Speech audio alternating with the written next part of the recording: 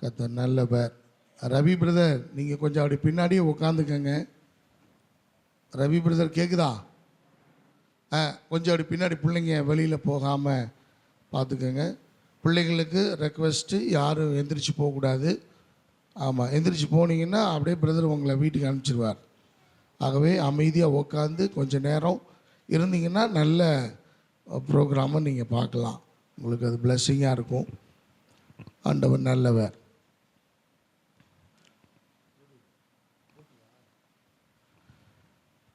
ஆண்டவர் இரட்சகருமாகிய இயேசுவின் நாமத்தினாலே உங்கள் யாவருக்கும் இந்த காலை வேளையிலே அன்பின் வாழ்த்துக்கள். இந்த நல்ல தினத்திலேயும் நாம் தேவனுடைய வார்த்தையை கொஞ்சம் நேரம் நாம் எல்லாரும் சேர்ந்து கவனிப்போம். ஆண்டவர் நம்மோடு பேச அவர் வல்லமையுள்ள தேவனாக இருக்கிறார். எத்தனை பேர் விசுவாசிக்கிறீங்க கர்த்தர் இன்னைக்கு என்னோட பேசுவார்? அல்லேலூயா. ஆண்டவர் நம்மோடு பேசுகிற தேவன், கடவுள் நம்மோடு இடைபடுகிற, நம்மோடு பேசுகிற ஆண்டவர். கல்லோ மண்ணோ அல்ல, அவர் நம்மோடு பேசுகிற ஆண்டவர்.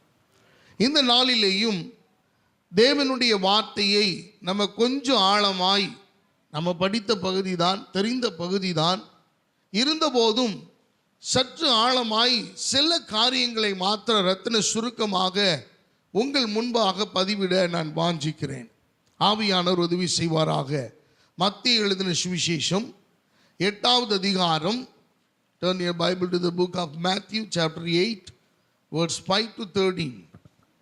மத்தேயு எழுதின சுவிசேஷம் 8வது அதிகாரம் 5 முதல் 13 வரை உள்ள வசனங்களை நம்ம வாசிக்க கேட்போம். இயேசு வாசிங்க. மைக்கில் வாசிங்க. இயேசு கப்பர்நகூமில் பிரவேசித்த போது 100க்கு அதிபதி ஒருவன் அவரிடத்தில் வந்து ஆண்டவரே, வேலைக்காரன் வீட்டிலே திமிர்வாதமாய் கிடந்து கொடிய வேதனைப்படுகிறான் என்று அவரை வேண்டிக் கொண்டான். அதற்கு இயேசு, நான் வந்து அவனை சுஸ்தமாக்குவேன் என்றார். 100க்கு அதிபதி பிரதியுத்தரமாக, ஆண்டவரே, நீர் என் வீட்டுக்குள் பிரவேசிக்க நான் பாத்திரன் அல்ல. ஒரு வார்த்தை மாத்திரம் சொல்லும், அப்பொழுது என் வேலைக்காரன் சுஸ்தமாவான்.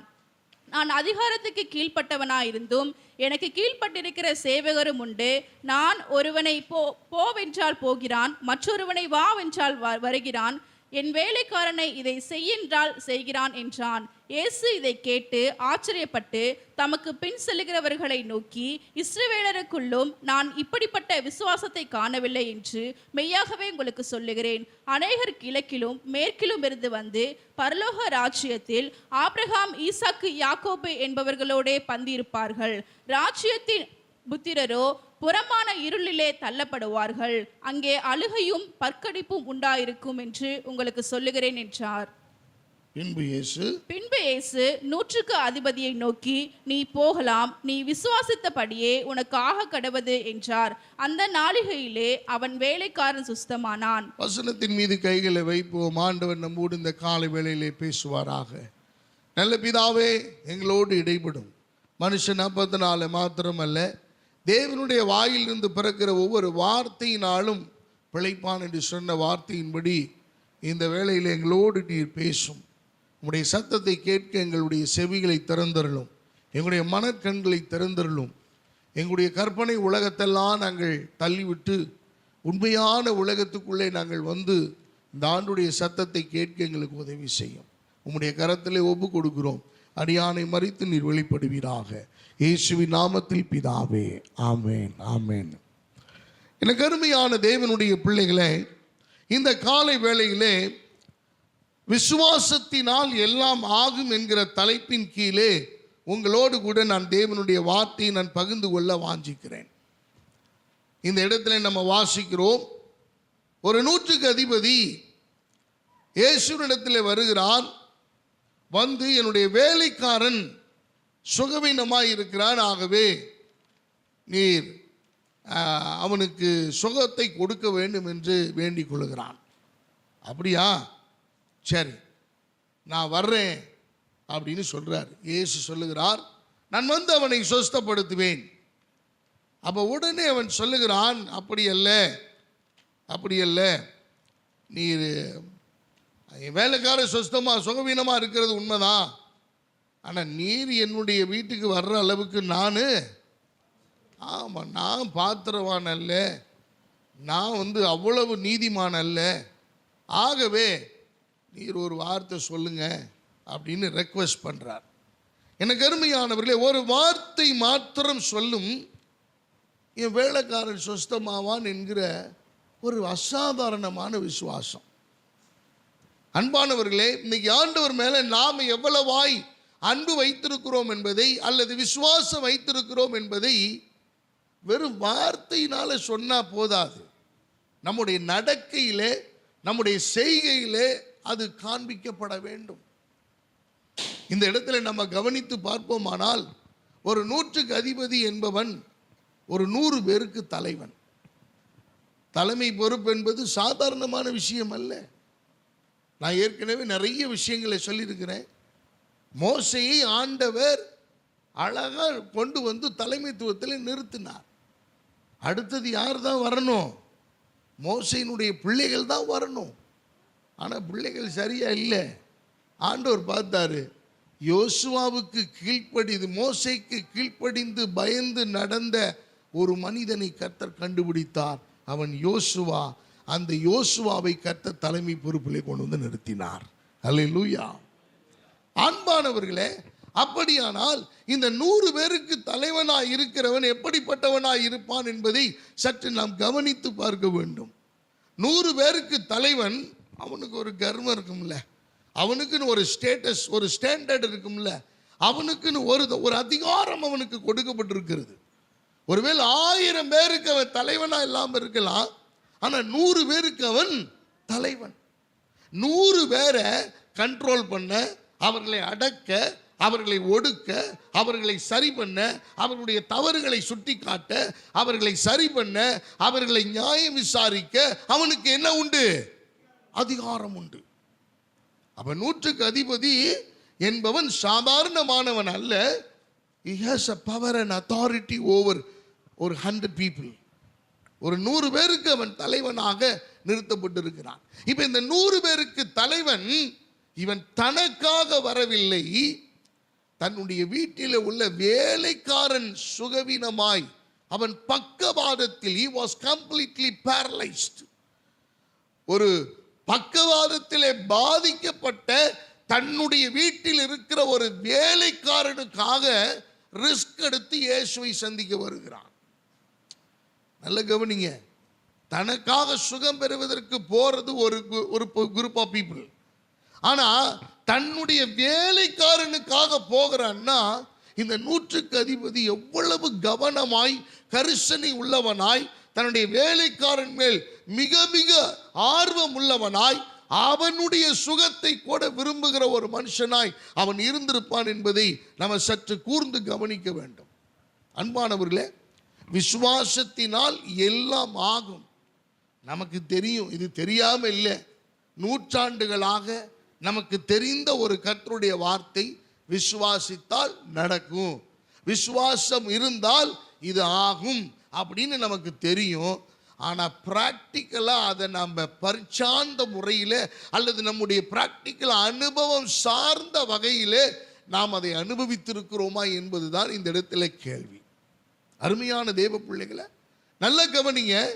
இவன் ஆண்டவருடைய விசுவாசமான பின்தொடர் சீசன் அல்ல. இவன் பின்தொடர்கிற சீசன் அல்ல. இயேசுவை பற்றி கேள்விப்பட்டவன், அவ்வளவுதான். இயேசுவை பற்றி நல்லா தெரியும், இயேசு இங்க வந்திருக்கிறாருன்றது தெரியும். ஆனால் இந்த 100க்கு அதிபதி ஒரு ரிஸ்க் எடுத்து தன்னுடைய வேலைக்காரனுடைய சுகத்தை விரும்பி அவன் போய் அவன் சொல்றான், நீங்க ஒரு வார்த்தை சொல்லுங்க போதும். அவர் வாலண்டியரா சொல்றாரு, நான் வர்றேன். ஒரு மருத்துவர் சொல்லுகிறார், நம்முடைய ஆண்டவர் மருத்துவர் தானே, மருத்துவர் சொல்லுகிறார், நான் வந்து அவனை சுகமாக்குவேன், நீ ஒன்றும் கவலைப்படாத, டோன்ட் வரி. ஆனா அவன் அடுத்த வார்த்தை யோசிக்கவே இல்லை. ஆண்டவரே, அப்படி அல்ல, நீர் என்னுடைய வீட்டுக்குள் வருவதற்கு நான் எவ்வளவு வேணும்? பாத்திரம் அல்ல. ஒரு 2 இம்பார்ட்டண்ட்டான காரியம் இந்த 100க்கு அதிபதியினுடைய லைஃப்ல ஒரு அசாதாரணமான விசுவாசம் இருந்தது. இந்த விசுவாசத்தினால் எல்லாம் நடக்குன்ற நம்பிக்கை வந்ததுக்கான 2 முக்கியமான குணாதிசயங்கள்னு சொல்லலாம். ஒன்று, தாழ்மை உணர்வு கொண்ட விசுவாசம். அருமையானவர்களே, இன்னைக்கு நமக்கு விசுவாசம் இல்லைன்னு யாரும் சொல்லிட முடியாது. விசுவாசம் இருக்கு, ஆனால் தாழ்மை உணர்வு கொண்ட விசுவாசமா இருக்கா? இன்னுமே நிறைய பேர் நாம் என்ன தெரியுமா நினைக்கிறோம், நான் ஜெபம் பண்ண ஆண்டவர் கேட்பார் அப்படிங்கிற ஒரு எண்ணம் இருக்கா இல்லையா? எத்தனை பேருக்கு அது இருக்கு? எனக்கு அருமையான தேவ பிள்ளைகளை நம்ம சொல்ல மாட்டோம், ஏன்னா நமக்கு இருக்கு, எல்லாத்துக்கும் இருக்கு. ஜெபம் பண்ணா ஆண்டவர் கேட்டுருவாரு, கேட்காம எங்க போறாரு? எனக்கு அருமையான தேவ பிள்ளைகளை, அப்படிப்பட்ட ஜெபத்தை எங்கேயும் கேட்டதாகலாம் இல்லை. நீங்க பாருங்க பைபிள்ல இந்த இடத்துல அவன் சொல்லுகிறான், அவன் 100க்கு அதிபதி, பவர் அத்தாரிட்டியோட இருக்கிறான், அதிகார தோரணையில் இருக்கிறான், அவனுக்கு எல்லா அதிகாரமும் உண்டு. அவன் சொல்லும் போது சொல்லுகிறான், ஒருவனை போ என்றால் போவான், வா என்றால் வருவான், உட்காருன்னா ஒருத்தன் உட்காருவான், எந்திரின்னா ஒருத்தன் எந்திரிப்பான். அப்படிப்பட்ட வேலைக்காரர்களை உடையவனாய் இருந்த இந்த 100க்கு அதிபதி அவன் ஆண்டவரிடத்தில் மிக தாழ்மையாய் ஒரு வேண்டுதலை வைக்கிறான். அருமையானவர்களே, இன்னைக்கு நிறைய பேர், ஒரு வசனம் பைபிளில் இருக்கு, பிந்தினோர் அநேகர் முந்தினோராயும் முந்தினோர் அநேகர் பிந்தினோராயும் ஆவார்கள். இது நடக்குது, இன்னைக்கு நடந்துகிட்டு இருக்கு. எனக்கு அருமையான தேவ பிள்ளைகள், எத்தனை பேர் அதை நம்ம ஃபீல் பண்றோம்னு தெரியல. விசுவாச சந்ததி என்று சொல்லப்பட்டதான நபர்கள் எல்லாம் பின்வாங்கி போய் கொண்டிருக்கிறார்கள். ஆனால் இவங்க ரட்சிக்கப்பட வாய்ப்பே இல்லை என்று சொல்லுகிறவர்கள் எல்லாம் தேவனுக்காக பயன்படுகிற பாத்திரங்களாய் விளங்கி கொண்டிருக்கிறார்கள். அல்லேலூயா. அருமையானவர்களே, அப்ப 100க்கு அதிபதியினுடைய விசுவாசத்தினுடைய தன்மை ஒரு தாழ்மை உணர்வு கொண்ட ஒரு விசுவாசம். இன்னைக்கு நம்முடைய வாழ்க்கையில் அப்படி இருக்கிறதா என்பதை சற்று நம்மை நாமே ஆராய்ந்து பார்க்க வேண்டியது அவசியம். அப்படி என்ன ஒரு தாழ்மை உணர்வு கொண்ட விசுவாசத்தை இந்த 100க்கு அதிபதி வெளிப்படுத்தினார். எனக்கு அருமையான தேவ பிள்ளைகளை, இந்த 100க்கு அதிபதி உட்கார்ந்த இடத்துல ஒரு வேலைக்காரனை அனுப்பி, நீ போய் இயேசுவை அழைச்சிட்டு வா அப்படின்னு சொல்ல முடியுமா? முடியாதா? முடியும். ஆனால் இவரே போய் அவர் இயேசுவினிடத்திலே தன்னுடைய வேலைக்காரனுடைய சுகவீதத்தை குறித்து தெரியப்படுத்தி ஒரு சுகத்தை அவனுக்கு வாங்கி கொடுக்க வேண்டும் என்கிற அந்த தாழ்மையான வேண்டுகோள். எனக்கு அருமையான தேவ பிள்ளைகளை, நல்ல கவனிங்க. இந்த 100க்கு அதிபதி ரோம பேரரசின் சேனையிலே பணியாற்றுகிற ஒரு 100 பேருக்கு தலைவன். இந்த 100 பேருக்கு தலைவனாய் இருந்தவன் தன்னுடைய வேலைக்காரனுடைய சுகவீனத்துக்காக இயேசுவினிடத்திலே வந்து ஒரு தாழ்மையான உணர்வு கொண்ட ஒரு விசுவாசத்தை அவன் வைக்கிறான், ஒரு வேண்டுகோளை வைக்கிறான். எனக்கு அருமையான தேவ பிள்ளைகளை, நீங்க எத்தனை கர்வமா ஜெபம் பண்ணாலும் அந்த ஜெபம் கர்த்தரிடத்துல போய் சேரவே சேராது. நம்ம இடத்துல அதிகமாய் தாழ்மை தேவை. நாம வேண்டிக் கொள்ளும் போது கூட, கர்த்தாவே நீங்க எனக்கு அனுக்கிரகம் பண்ணுங்க, நீங்க தயவு செய்யுங்க. இயேசு பிதாவினிடத்தில் வேண்டிக் கொள்ளுகிற போது கூட, பிதாவே இந்த பாத்திரம் உமக்கு சித்தமானால், நீங்க கூடுமேயானால் இது நீங்கட்டும். ஒருவேளை அப்படி இல்லை அப்படின்னா இதை நான் அனுபவிக்க தயாராக இருக்கிறேன் என்று ஒரு தாழ்மையான ஒரு விண்ணப்பத்தை இயேசு பிதாவினிடத்திற்கு முன்பதாக வைத்ததை நாம் பார்க்கிறோம். அருமையானவர்களே, அப்ப நம்முடைய ஜெபம் எப்படிப்பட்ட ஜெபமாய், நம்முடைய வேண்டுகோள் எப்படிப்பட்ட வேண்டுகோளாய் இருக்கிறது? அதிகார தோரணையிலே அநேக நேரங்களிலே ஆண்டவரை அணுகும் போது அந்த விண்ணப்பங்கள் நிராகரிக்கப்படுகிறது. அந்த விண்ணப்பங்கள் முறைகேடாய் ஆண்டவர் பார்க்கிறார். அந்த விண்ணப்பங்களுக்கு ஆண்டவர் செவி கொடுக்கிறது இல்லை. எனக்கு அருமையானவர்களே, ஆண்டவர் சொல்லுகிறார், சிறியவனையும் எளியவனையும் யார் கூப்பிட்டாலும் அவர் பதில் கொடுக்கிற தேவன். ஆனால் எப்படி பதில் கொடுக்கிறார் என்பதுதான் இந்த இடத்துல நம்ம கவனிக்கணும். எனக்கு அருமையானவர்களே, ஆண்டவர் நம்முடைய வாழ்க்கையிலே தாழ்மை உணர்வு கொண்ட ஒரு விசுவாசத்தை நம்மிடத்திலே தேவன் எதிர்பார்க்கிறார். இந்த மனுஷன் சுயாதீன முடிவுகளை எடுக்கக்கூடியவன். 100 பேருக்கு அதிகாரத்தை அவனுடைய கரங்களிலே கொடுக்கப்பட்டிருக்கிறது. நீர் என்ன சொன்னாலும் செய்வதற்கான வேலையாட்கள் அந்த இடத்துல இருக்கிறார்கள். ஆனால் அந்த 100 பேருக்கு தலைவன் என்கிற கர்வம் அவனிடத்தில் இல்லை. பேர் புகழ் இடத்துல இருக்கிறது என்கிற ஆணவம் இல்லை. எனக்கு இப்படிப்பட்ட பொறுப்பு இருக்கிறது என்கிறதான எந்த விதமான பெருமையான எண்ணங்களும் தோற்றங்களும் செயல்பாடுகளும் இல்லை. அவனிடத்திலே மிக தாழ்மையாய் இயேசுவினிடத்திலே வேண்டிக் கொள்ளுகிறான். அன்பானவர்களே, இந்த காலை வேளையிலே நீங்கள் எவ்வளவு தாழ்மையாய் கர்த்தரை அணுகுகிறீர்களோ அவ்வளவாய் உங்களுடைய விசுவாசத்தினால் எல்லாமே நிச்சயம் நடக்கும். அல்லேலூயா. நிறைய நேரங்களிலே ஆண்டவரிடத்திலே பெருமையோடு அல்லது அகந்தையோடு ஆண்டவர் ஒண்ணுமே செய்ய மாட்டேங்கிறாரு அப்படின்னு நம்ம விளையாட்டாக சொல்லுகிற காரியங்கள் கூட, அருமையானவர்களே, பைபிளில் ஒரு வார்த்தை இருக்குது, மூடனுடைய வார்த்தைகள் விளையாட்டு போல் இருக்கும், ஆனா உள்ளத்தில் என்ன பண்ணுமா? Yes, that's the word of God. ஆண்டவருடைய வார்த்தை சொல்லுகிறது. மூட என்ன பேசுறன்றதெல்லாம் தெரியாது, ஆனா அவனுடைய பார்வையில் அது ஞானமாய் ஞானியாய் தோன்றும். ஆனா அது சொல்லப்பட்டிருக்கிறது, உள்ளத்துக்குள்ள என்ன செய்யுமா? அது தைக்கும், அது வேதனைப்படுத்தும், அது காயப்படுத்தும். அன்பான கர்த்தருடைய பிள்ளைகளை, நாம் ஆண்டவரிடத்தில் அணுகுகிற போது மிக தாழ்மையான வேண்டுகோளை வைக்கிறோமா என்பதை நாம் அதிகார தோரணையோடு ஆண்டவரை அணுகுகிற போதெல்லாம் நம்முடைய ஜெபங்கள், நம்முடைய விண்ணப்பங்கள், நம்முடைய முறையீடுகள் நிராகரிக்கப்பட்டு கொண்டுதான் இருக்கிறது. அதனால தான் நிறைய காரியங்கள் நம்முடைய வாழ்க்கையில் ஆண்டவர் நிறைவேற்ற முடிகிறதில்லை. வாஞ்சை இருக்கிறது, எதிர்பார்ப்பு இருக்கிறது, இது நடக்கணுங்கிற ஆசை இருக்கிறது, இது நடந்தா எல்லாருக்கும் நன்மை நடக்கும் அப்படிங்கிறது நமக்கு தெரியுது, ஆனா நடக்கல. ஏன் நடக்கல அப்படின்னா, நம்முடைய அணுகுமுறை தேவனிடத்திலே நெருங்குகிற முறைகளிலே இந்த தாழ்மையின் அனுபவம் நம்மிடத்திலே இல்லை.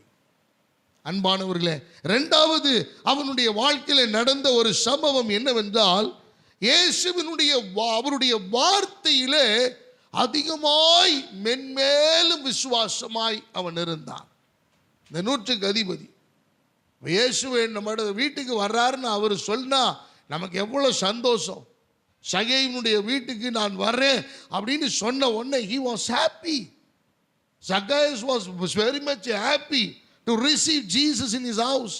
அவன் என் வீட்டுக்குள்ள இயேசு வர்றதுக்கு நாம் பாக்கியம் செஞ்சிருக்கணும், புண்ணியம் செஞ்சிருக்கணும். There are people in a queue to invite Jesus. இயேசுவை வரவேற்பதற்கு அவர்கள் கூப்பிடுவதற்கு ஆவல் உள்ளவர்களாய் அநேக ஜனங்கள் அங்கே காத்திருக்கிறார்கள். ஆனா அவங்க வீட்டுக்கெல்லாம் இயேசு போகணும்னு விரும்பல. ஆனால் இயேசு சகேயினுடைய வீட்டுக்கு போவதற்கு தயாராக இருந்தார். ஏனென்றால் சகேயினுடைய உள்ளம் மாறி இருந்தது, சகேயினுடைய மனம் மாறி இருந்தது. அவன் எப்படி இயேசு எப்படிப்பட்டவரோ என்று பார்க்க அவன் எந்த நிமிஷத்தில் அவன் மனதில் தீர்மானம் பண்ணினானோ அப்பொழுதே ஆண்டவர் அவன் வீட்டுக்கு போகணும்னு டிசைட் பண்ணிட்டார். அல்லேலூயா. அருமையான தேவ பிள்ளைகளே, ஆண்டவரிடத்திலே ஆண்டுடைய வார்த்தையிலே நாம் எவ்வளவாய் விசுவாசம் வைக்கிறோம். நாம் விசுவாசத்தை பற்றி பேசுகிறோம், மற்றவங்களுக்கு அட்வைஸ் பண்ணுறோம், மற்றவங்களுக்கு நம்ம ஆலோசனை கொடுத்து இவர்களை நடத்துகிறோம். ஆனால் நம்முடைய வாழ்க்கையிலே அனுபவ ரீதியிலே எந்த விதத்தில் அல்லது எவ்வளவு அதிகமாய் நாம் தேவனுடைய வார்த்தையில் விசுவாசம் வைக்கிறோம்? அருமையானவர்களே, நாம் அதை கவனிக்க வேண்டும். இந்த 100க்கு அதிபதி ஆண்டுடைய வார்த்தையை நம்ப வேண்டும் என்கிற அவசியமே இல்லை. அப்பா நீங்க போ, அவனை வேலைக்காரனை கூட்டிட்டு ஒரு 2 பேரை தூக்கிட்டு போய் அவனை இயேசுவிட்ட கொடுங்க, சுகமாக்குனா பாருங்க, இல்லைன்னா தூக்கி போட்டு வந்துருங்க சொல்லுவதற்கு எவ்வளவு நேரம் ஆகும்? ஆனால் இயேசுவின் வார்த்தையின் மேல் ஒரு அலாதி நம்பிக்கை அவனுக்குள்ள இருந்தது. அவன் சொல்றான், ஆண்டவரே ஒரு வார்த்தை மாத்திரம் சொல்லும், என் வேலைக்காரன் சுகமாவான். எனக்கு அருமையானவர்களே, உங்களுக்கு தெரியுமா, the word of God will make you cure. தேவனுடைய வார்த்தை உங்களை சுத்தப்படுத்த, உங்களை சுகப்படுத்த, உங்களுடைய ஆரோக்கியமாக்க முடியும். ஹல்லேலூயா. மனுஷனுடைய வார்த்தைகளோ மருந்துகளோ சில நேரங்களிலே நீங்கள் உடல் உறுப்புகளிலே இன்னர் ஆர்கன்ஸில் பிரச்சனைன்னா மருந்துகள் கொடுக்கலாம், சரி பண்ணலாம். மனதளவில் பாதிக்கப்பட்டவனுக்கு நீங்கள் என்னத்தை கொடுத்து சரி பண்ணுவீங்க? டக்குன்னு 2 தூக்கு மாத்திரை கொடுத்து தூங்க வச்சுருவாங்க, அவ்வளோதான். எந்த வேலையும் செய்யாத, ட்ராவல் பண்ணாத, யாரையும் பார்க்காத, யார்ட்டையும் பேசாத அப்படின்னு தூங்க வச்சுருவாங்க. எதுக்கு? தூங்குனா இவன் ப்ராப்ளமும் தீந்துச்சு, அந்த குடும்பத்தில் உள்ள ப்ராப்ளமும் தீந்துச்சு. ஏன்னா தூங்கிடும்ல, இது யார்ட்டையும் பேசாது, யார்ட்டையும் எதுவும் பண்ணாது, எந்த பிரச்சனையும் வராது. அதுக்காக தான் தூக்கு மாத்திரையை கொடுத்துட்டு அவன் சொல்ல மாட்டான். தூக்கு மாத்திரைக்கு ஒரு 5-6 பேர் வச்சுருக்காங்க, வேறு வேறு பேரில் மெடிசனை கொடுத்து ஆளை சாய்ச்சி விட்டுட்டு அவ்வளோதான், முடிஞ்சு போச்சு. ஏன்னா இது இனிமேல் பிரச்சனை பண்ணாது. இனி 4 ஹவர்ஸுக்கு அல்லது 24 மணி நேரத்துக்கு நமக்கு எந்த விதமான கோளாறும் இல்லை. எனக்கு அருமையான தேவ பிள்ளைகளை, இந்த பக்கவாதத்தில் பாதிக்கப்பட்டதான இந்த பேரலைஸ்டான இந்த வேலைக்காரனுக்கு அசுகம் கிடைக்கின்ற அந்த 100க்கு அதிபதி இயேசுவின் வார்த்தையின் மேலே 100% நம்பிக்கையோடு இருந்தார். ஒரு வார்த்தை சொல்லுங்க, அப்பொழுது அந்த வேலைக்காரன் சொஸ்தமாவான். அன்பானவர்களே, நாம நினைக்கிறோம் நிறைய நேரங்களில் ஆண்டுடைய வார்த்தை கேட்டோம், நல்லா இருந்துச்சு, விசுவாசமா இருந்துச்சு, சோத்திரம், கர்த்தருக்கு மகிமை, ஆண்டவர் செய்வார். அப்படி அல்ல விசுவாசம். அருமையானவர்களே, கண்டிப்பா ஆண்டவர் எனக்கு செய்வார், இதை எனக்கு நடத்தி கொடுப்பார், இந்த காரியம் வாய்க்கும், தேவன் எனக்கு சொல்லி இருக்கிறார், அவருடைய வார்த்தையை நான் நம்புகிறேன். மனுஷன் என்னை எவ்வளவு டிஸ்கரேஜ் வேணுமானாலும் பண்ணலாம், மனுஷன் என்னை எவ்வளவு வேணுமானாலும் கீழ் மட்டத்தில் தட்டலாம், ஒருவேளை மனுஷன் என்னை மேற்கொள்ள பார்க்கலாம், ஆனால் தேவனுடைய வார்த்தை சொன்னபடியே நான் வெற்றி வருவேன் என்கிற நம்பிக்கை இருக்குமே, ஆனால் தேவன் நமக்கு வெற்றியை தர அவர் வல்லமையுள்ள தேவனாய் இருக்கிறார். அல்லேலூயா. இந்த 100க்கு அதிபதியினுடைய விசுவாசம் அதுதான். அவன் சொல்ற ஒரு காரியத்தை பாருங்க, இயேசுவிடத்திலே பதிவு செய்கிறான். Sir, I have authority, I have a power in my hand. என் கரத்தில் அதிகாரம் இருக்கிறது. 100 பேருக்கு அதிகாரியா நான் இருக்கிறேயா? ஒருத்தனை போன்னு சொன்னா அவன் வருவான். அதிகாரத்துக்கு நான் கீழ்பட்ட, அதிகாரத்துக்கு கீழ்ப்படிய கூடியவர்கள் அநேகர் என்னிடத்தில் இருக்கிறார்கள். அவர்களை அதிகாரம் பண்ணுவதற்காகவே நான் நியமிக்கப்பட்டிருக்கிறேன். ஒருவனை போன்னு சொன்னா போவான், வான்னு சொன்னா வருவான், உட்காருன்னு சொன்னா உட்காருவான், எந்திரின்னு சொன்னா எழுந்திருப்பா. அப்படிப்பட்ட அதிகார தோரணையில் இருக்கிற நான் இயேசுவினிடத்திலே வந்திருக்கிறதுனுடைய காரணம், உம்முடைய வார்த்தையில் எனக்கு நம்பிக்கை உண்டு, உம்முடைய வார்த்தை என் வீட்டில் கிடக்கிற வேலைக்காரனுக்கு ஒரு சொஸ்தம் உண்டாகும் என்கிற நம்பிக்கை எனக்கு இருக்கிறது என்று அவன் நம்பினான். அல்லேலூயா. இப்போ யோசிச்சு பாருங்களேன், நம்ம எல்லாரும் சிம் கார்டு யூஸ் பண்ணுறோம், செல்ஃபோன் யூஸ் பண்ணுறோம், செல்ஃபோன் யூஸ் பண்ணுறோம். உங்கள் மொபைலில் சார்ஜ் போட்டுக்கிறீங்க. இந்த நெட்வொர்க் எங்கேருந்து வருது? ஹலோ, இந்த நெட்வொர்க் எங்கே இருந்து வருது? டவர்ல இருந்து. டவருக்கும் உன் செல்போனுக்கும் ஏதாவது ஒயர் கனெக்ஷன் இருக்கா? ஏன் ஒயர் கனெக்ஷன் இருந்தால் தானே நீ பேச முடியும். ஒயர் கனெக்ஷன் இல்லாமல் எப்படி உனக்கு உன் ஃபோனுக்கு டவர் வந்துச்சு? வெளியில் இருக்கிற டவர் உன் செல்போனுக்குள்ள எப்படி காட்டுது? வெளியில் இருக்கிற வைஃபை எப்படி நம்ம வீட்டில் வைஃபை காட்டுது? நம்ம ஃபோனில் எப்படி காட்டுது? அன்பானவர்களே, அந்த டவர் ஒயரை நீங்கள் பார்க்குறீங்களா? அந்த இழைகளை உங்களால் பார்க்க முடியுதா? பல நாடுகளை கடந்து, பல தேசத்தை கடந்து, பல சமுத்திரங்களை கடந்து, பல ஆயிரக்கணக்கான டவர்கள் இருக்கிறது. நீங்கள் ஒன்றும் இல்லை, இங்கேருந்து நீங்கள் சென்னைக்கு போனீங்கன்னா சென்னை கரெக்டாக அந்த பார்டர் வந்தோடனே வெல்கம் டு சென்னை. நீங்கள் பாண்டிச்சேரிக்கு போங்க, வெல்கம் டு பாண்டிச்சேரி. என்ன அதெல்லாம் எப்படி வருது? எப்படி நான் வந்தது அவனுக்கு தெரியும்? நானே யார்ட்டையும் சொல்லாமல் வந்திருக்கிறேன் பாண்டிச்சேரிக்கு. பாண்டிச்சேரிக்கு வந்திருக்கிறேன், எப்படி தவிர்த்து யாருக்கு தெரியும்? அருமையான தெய்வ பிள்ளைகளை, கண்ணில் பார்க்கல, காதில் கேட்கல, ஆனால் எங்கேயோ எந்த கனெக்ஷனுமே இல்லாமல் நம்ம பாக்கெட்டில் வச்சிருக்கிற மொபைலில் நமக்கு டவர் கிடச்சி அதன் மூலமாய் சம்பந்தமே இல்லை. இப்போ என் செல்ஃபோனுக்கு உங்கள் செல்ஃபோனுக்கு எந்த விதமான கனெக்ஷனுமே கிடையாது, ஒயரே கிடையாது, எந்த ஒயருமே இல்லை, ஒயர்லெஸ். ஆனால் எப்படிங்க நெட்வொர்க்கு கரெக்டாக நான் தான் பேசுகிறேன்னு நீங்கள் எடுக்கிறீங்க? எப்படி நீங்கள் தான் பேசுகிறீங்கன்றதை நான் ஐடென்டிஃபை பண்ணுறேன். அருமையான தெய்வ பிள்ளைகளை, there was a inner connection, we can't see that. நம்ம கண்களால் காண முடியாது. இந்த நூற்றுக்கு அதிபதி அப்படிப்பட்ட விசுவாசம் அவனுக்குள்ள இருந்தது. இவன் ஒரு இடத்துல இருக்கிறான், இயேசுவும் நூற்றுக்கு அதிபதியும் பேசிக் கொண்டிருக்கிறார்கள். there were a conversation going on between Jesus and the centurion. நூற்றுக்கு அதிபதிக்கு இயேசுவுக்கு இடையே ஒரு கான்வர்சேஷன், ஒரு அழகான உரையாடல் போய் கொண்டிருக்கிறது. ஆனா இவனுடைய விசுவாசம் என்ன? வீட்டில் இருக்கிற வேலைக்காரனுக்கு சுகம் கிடைக்கும் என்கிற நம்பிக்கையோடு பேசிக் கொண்டிருக்கிறான். அருமையான தேவ பிள்ளைகளை, வேதம் சொல்லுகிறது, அந்த அந்த வசனத்தை வாசிங்க, கடைசி வசனத்தை, 13வது வசனத்தை. பின்பு இயேசு நூற்றுக்கு அதிபதியே நோக்கி, நீ போகலாம், நீ விசுவாசித்தபடியே கடவது என்றார். அந்த நாளிகையிலே அவன் வேலைக்காரன் சுஸ்தமானான். நல்ல கவனிங்க, அந்த நாளிகையில் என்ன at the same times the centurion was speaking to Jesus for his servant to be healed from the paralyzed. எப்படி? இந்த பக்கவாதத்திலிருந்து என் வேலைக்காரன் சுகமடைய வேண்டும் என்று உரையாடலிலே இயேசுவோடு இந்த நூற்றுக்கு அதிபதி பேசிக் கொண்டிருந்த நேரம், அருமையானவர்களே, நீ வீட்டுக்கு போகலாம், உன் வேலைக்காரன் நீ விசுவாசித்தபடியே ஆக கடவுதுன்னு சொல்லி வீட்டுக்கு அனுப்பிட்டாரு பாருங்க. அன்பானவர்களே, அந்த நிமிஷத்திலே வேலைக்காரன் சுஸ்தம் அடைந்தான். அல்லேலூயா. நல்ல கவனிங்க, இங்க எதுக்கு தெரியுமா நம்ம ஆலயத்துக்கு கூடி வருகிறோம்?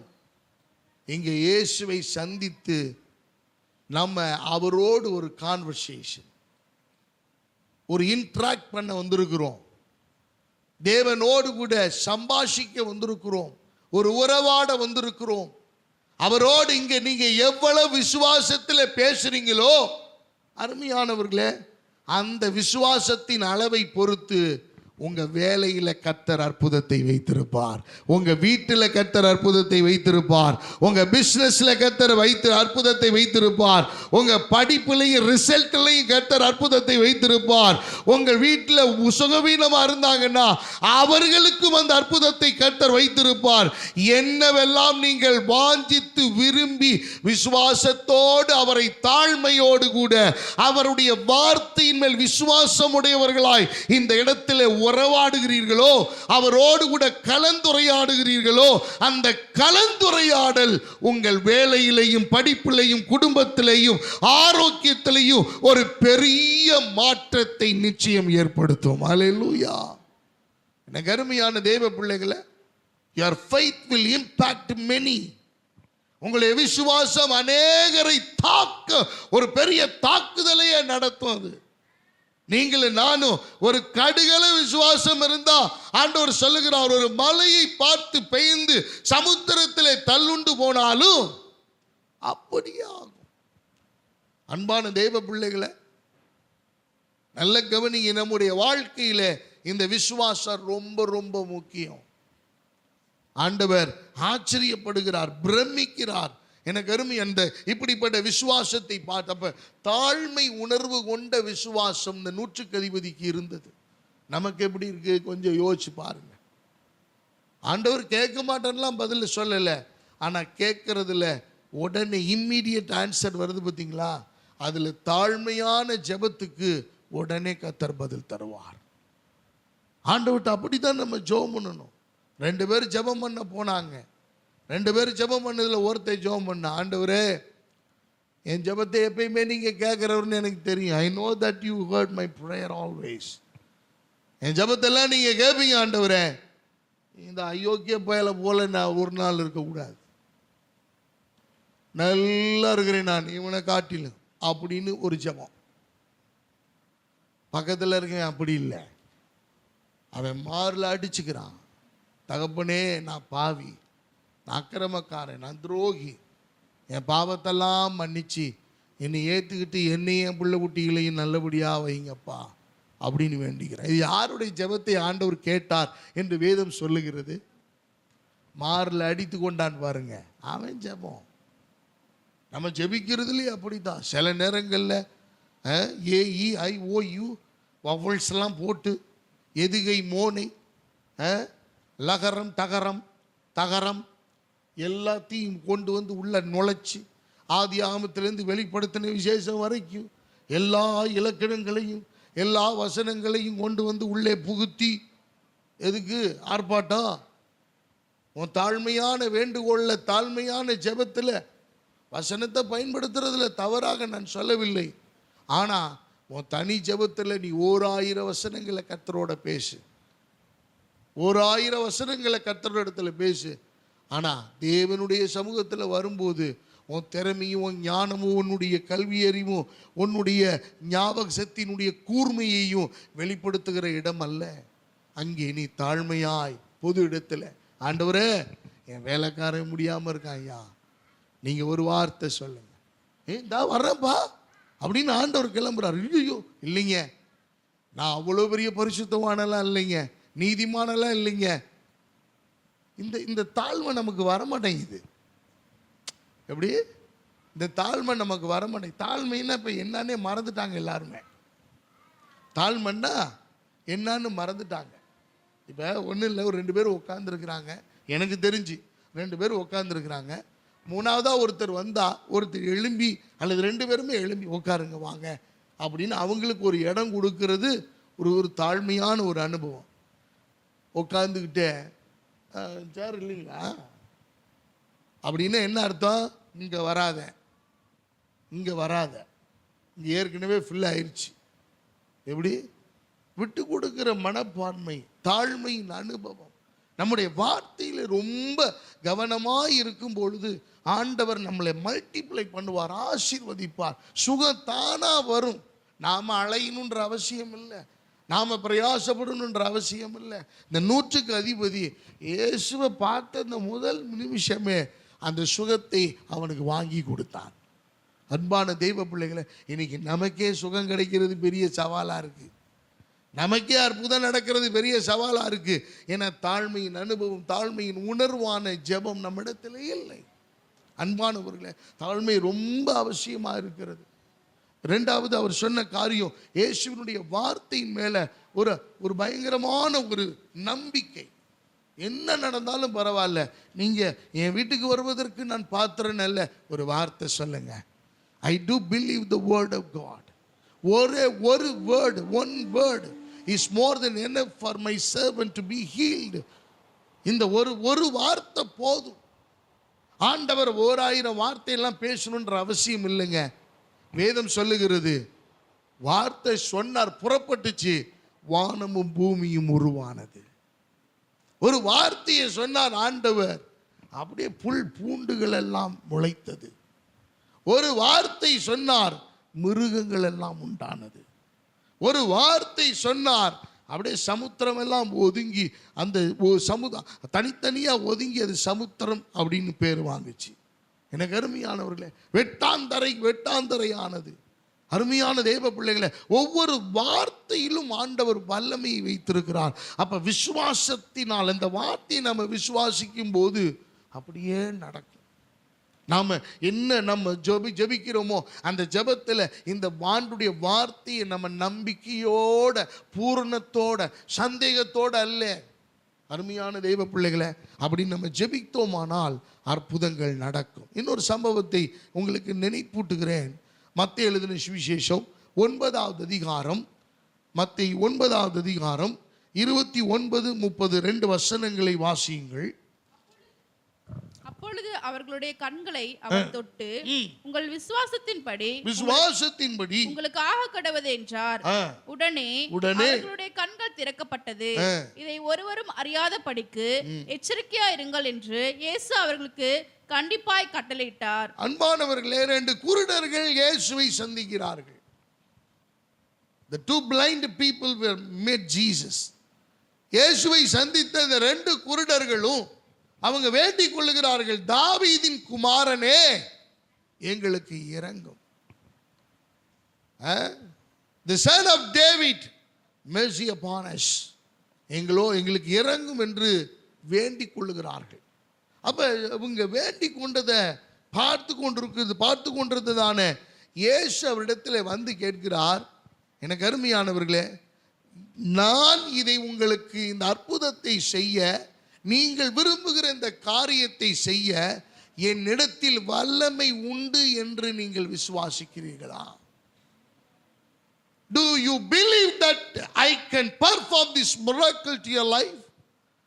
வாழ்க்கையில இந்த அற்புதத்தை என்னால செய்ய முடியும் அப்படின்னு நீங்க நம்புறீங்களா, விசுவாசிக்கிறீங்களா? அந்த 2 குருடரை பார்த்து இயேசு கேட்கிறார். உடனே அவங்க சொல்றாங்க, ஆண்டவரே நாங்க நம்புறோம், நீங்க சொன்னது போலவே நாங்க நம்புறோம் அப்படின்னு சொல்லி இயேசுவிடத்தில் சொல்லுகிறார்கள். இயேசு வேற ஒன்றும் சொல்லலை. எனக்கு அருமையானவர்கள், நீங்கள் இந்த சம்பவத்தை படித்து பார்த்தீங்கன்னா, வழியில் இயேசுவை சந்திக்கிறார்கள். சந்தித்து தாவீதின் குமாரனே எங்களுக்கு இரங்கும் என்று கேட்குறாங்க. என்னை நான் உங்களை சுகப்படுத்த முடியும் நீங்கள் நம்புறீங்களா? நம்புற ஆண்டவரேன்னு சொல்கிறாங்க. இயேசு வீட்டுக்கு போயிட்டார். இந்த கேள்வியை கேட்டுட்டு இயேசு வீட்டுக்கு போயிட்டார். இயேசு வீட்டுக்கு போன உடனே இவர்கள், சரி இயேசு அப்படியே போயிட்டாரே நாமளும் வீட்டுக்கு போயிடுவோம்னு அவங்க போகலை. இயேசுவை பின்தொடர்ந்து இயேசு எந்த வீட்டில் இருக்கிறாரோ அந்த வீட்டின் வாசல் அருகே போய் நின்று, தாவீதின் குமாரனே எங்களுக்கு இரங்கும் என்று கதறுகிறார்கள். அல்லேலூயா. அன்பானவர்களே, அப்ப விசுவாசம் நம்முடைய பயணம் எப்படி தெரியுமா இருக்கணும்? இயேசுவை சந்திக்கிற வரைக்கும், அவரை சந்தித்து நேருக்கு நேராக ஒரு என்கவுண்டர் பண்ணுகிற வரைக்கும் அவரை சந்திப்பதற்கான முயற்சிகளை நாம் ஒரு நாள் கைவிடக்கூடாது. அல்லேலூயா. அதுதான் விசுவாசம். இப்போ சபைக்கு வந்து 10 நாள் வந்துட்டு 11ஆவது நாள் வரலன்னா பரலோகத்துக்கு பாவம் பிள்ளையால் வர முடியல அப்படின்னு அழைச்சிட்டு போயிடுவார்னு நினைக்கிறீங்களா? நெவர். ஒரு நாளும் இல்லை. 5 புத்தி உள்ள கன்னிகைகள், 5 புத்தி இல்லாத கன்னிகைகள். புத்தி உள்ள கன்னிகைகள் விளக்குக்கு தேவையான எண்ணெயும் தீவட்டியும் எடுத்துக்கொண்டு போனார்கள். புத்தி இல்லாதவர்களோ எண்ணெயும் எடுத்துட்டு போகல, தீவட்டியும் எடுத்துட்டு போகல. விளக்க தூக்கிட்டு போயிட்டாங்க, எரியிற வரைக்கும் எரியிட்டும்னு. கொஞ்சம் தூரத்தில் கொஞ்ச நேரத்தில் விளக்கு அணைஞ்சு போச்சு. இப்போ உடனே சொல்கிறாங்க, பக்கத்தில் இருக்கிறவங்களை அந்த 5 புத்தி உள்ள கன்னிகைகளை பார்த்து, ஏப்பா இவ்வளோ எண்ணெய் வச்சுருக்கிறீங்களோ கொஞ்சம் கொடுங்க. நல்ல கவனிங்க, அவங்க ரொம்ப தெளிவானவங்க. சொல்லிட்டாங்க, அந்த எண்ணெயை இந்த விளக்கில் என்ன செய்ய முடியாது, ஊற்ற முடியாது. உன் அபிஷேகத்தை என் மேலே என்ன செய்ய முடியாது, ஊற்ற முடியாது. என் அபிஷேகத்தை உன் மேலே என்ன செய்ய முடியாது, ஊற்ற முடியாது. நீ போய் உங்களுக்காக நீங்கள் போய் விற்கிற இடத்திலே வாங்கி கொள்ளுங்கள் என்று அனுப்பிவிட்டாங்க.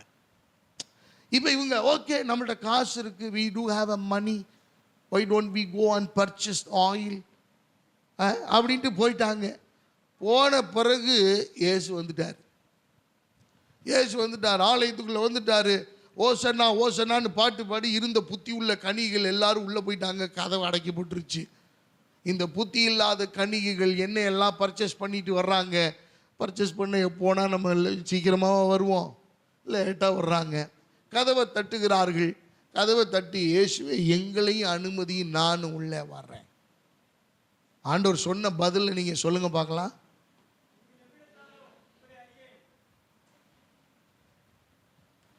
I'm sorry, I don't know who you are. எனக்கு தெரியாது நீங்கள் யாருன்னு. இயேசு சொன்ன வார்த்தையை பாருங்க, நீ யாருன்னு எனக்கு தெரியாது. இதுவும் பைபிளில் தான் இருக்கு. அன்பானவர்களே, அப்ப நம்ம நிதானிக்கணும். நல்ல கவனிங்க, இயேசுவை ஆண்டவரிடத்தில் பரலோகத்துக்கு அல்லது நாம அவரோடு இணைக்கப்படுகிற வரைக்கும் சபை கூடுதலை விட்டு விடாதிருங்கள். உன் விசுவாசம் தோல்வி அடையாமல் இருக்கணும்னா அவரை நீ சந்திக்கணும், அவரோடு இணைக்கப்பட்டிருக்கணும், அவரோடு பிணைப்பாக இருக்கணும். அவருடைய சமூகத்தில் நான் இருக்கணும். அப்பதான் அவரை பின்தொடர வேண்டும். இன்னைக்கு நிறைய பேர் இயேசுவை ஃபாலோ பண்ணுறாங்க. நல்ல கவனிங்க, இயேசுவை ஃபாலோ பண்ணுறான். ஃபாலோ பண்ணுறதுன்னா என்ன தெரியுங்களா? அப்படி லைக் போட்டு அப்படி கமெண்ட்ஸ் ஒன்று போட்டு சூப்பர் வாவ் அப்படின்னு போட்டு அமேசிங் பர்ஃபார்மன்ஸ் பவர்ஃபுல் இப்படிலாம் நிறைய அப்படி அதுக்கு நிறைய அனிமேஷன் இதெல்லாம் போட்டிருக்காங்க. சிரிக்கிற மாதிரி, அழுகிற மாதிரி, எக்ஸ்பிரஸ் பண்ணுற மாதிரி ஒவ்வொன்று கொடுத்து இதெல்லாம் ஃபாலோவர்ஸ் பண்ணுற விஷயம். ஆனால் நீங்களும் நான் ஃபாலோவர்ஸ் அல்ல. எனக்கு அருமையானவர்களே, we are the family of God. நாம் எல்லாரும் தேவனுடைய குடும்பம், அவருடைய பிள்ளைகள், அவரை பின்பற்றுகிறவர்கள் அல்ல, அவரை போல நடக்கிறவர்கள். அல்லேலூயா. அவரை போல நடக்கிறவர்கள். இந்த சொல்லுவாங்க பார்த்தீங்களா, கொப்புநாட்டமே நடக்கிறேன். ஆமாம், உன் பையன் உன் கோப்புநாட்டம் மாதிரி தான் நடப்பான். வேறு மாதிரி நடந்தால் அப்புறம் வேறு மாதிரி பேச மாட்டாங்களா? அவனை போல தான் நடக்கணும், அப்பாவை போல தான். அந்த ஜீன், அந்த ரத்தம் அப்படித்தான் இருக்கும், அதில் மாற்றமே இல்லை. புள்ள பாரு, அம்மாவை உரிச்சு வச்சிருக்கு. அப்படி உரிச்சாலும் சரி, உரிக்கலினாலும் சரி, பிள்ளை எப்படித்தான் இருக்கும், அப்படித்தான் இருக்கும். அந்த கேரக்டர், அந்த குணாதிசயம், அந்த ஸ்பாவம் எல்லாம் அங்கிருந்து வந்துச்சு. நான் ஏசப்பா பிள்ளையா, ஆண்டவருடைய பிள்ளை அப்படின்னா யார் மாதிரி தான் நான் இருப்பேன்? அவர் மாதிரி தான் இருப்பேன். அவருடைய சாயல் எனக்கு இருக்கு, அவருடைய குணாதிசயம் நமக்கு இருக்கு. அவரை போல நடக்கணும், அவரை போல வாழணும், அவரை போல விட்டு கொடுக்கணும், அவரை போல ஸ்வாபத்தில் இருக்கணும், அவரை போல அன்பா இருக்கணும், அவரை போல நடக்கணும், அவரை போல சகிக்கணும், அவரை போல எல்லாமே. அப்ப ஆண்டவரை பின்தொடருகிறதுல, அப்ப தேவனை பின்தொடர்ந்து போனார்கள். இப்ப நல்ல கவனிங்க, ஆண்டவர் அவங்களுக்கு பின்தொடர்ந்து வர்றாங்கன்னு தெரிஞ்ச உடனே, ஃபாலோ பண்ணிட்டு வந்துட்டாங்கன்னு தெரிஞ்ச உடனே, ஏசு இருக்கிற இடத்துல சந்திச்சுட்டாங்கன்னு தெரிஞ்ச உடனே, எனக்கு அருமையானவர்களே, அந்த வசனத்தை மறுபடியும் வாசிங்க. 30வது வசனத்தை, 9வது அதிகாரம் 30வது. அவர்களுடைய கண்கள் திறக்கப்பட்டது, அவருடைய கண்கள் திறக்கப்பட்டு, இதை ஒருவரும் அறியாதபடிக்கு எச்சரிக்கையாயிருங்கள் என்று இயேசு அவர்களுக்கு கண்டிப்பாய் கட்டளையிட்டார். எனக்கு அருமையான தேவ பிள்ளைகளே, ஆண்டவர் அவருடைய கண்களை தொட்டு உங்களுடைய விசுவாசத்தின்படியாக கிடவது.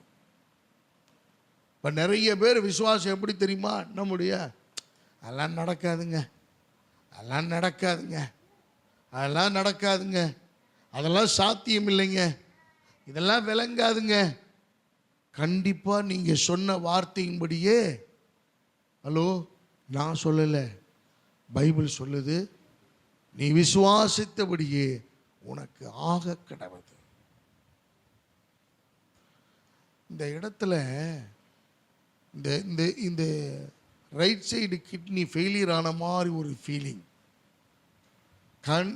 ஃபீலிங்லாம் எனக்கு தேவையில்லை, கம்பல்சரி என்ன ஆயிடுச்சு, அது ஆக கடவுது. ஏன்னா நம்ம என்ன விசுவாசிக்கிறோமோ. அருமையான தேவ பிள்ளைகளை, நம்ம மனதில் நம்ம விசுவாசிக்கிறோம் பாருங்க, நம்ம நம்புறோம் பாருங்க, அதை அப்படியே ஆண்டவர் ரூபகாரப்படுத்துகிறார், அதை ஒரிஜினல் ஆக்குகிறார் ஆண்டவர். அதை ஆண்டவர் அப்படியே லைவ்ல கொண்டு வர்றார். ஆண்டவர் அதை அப்படியே ஊர்ஜிதப்படுத்துகிறார்.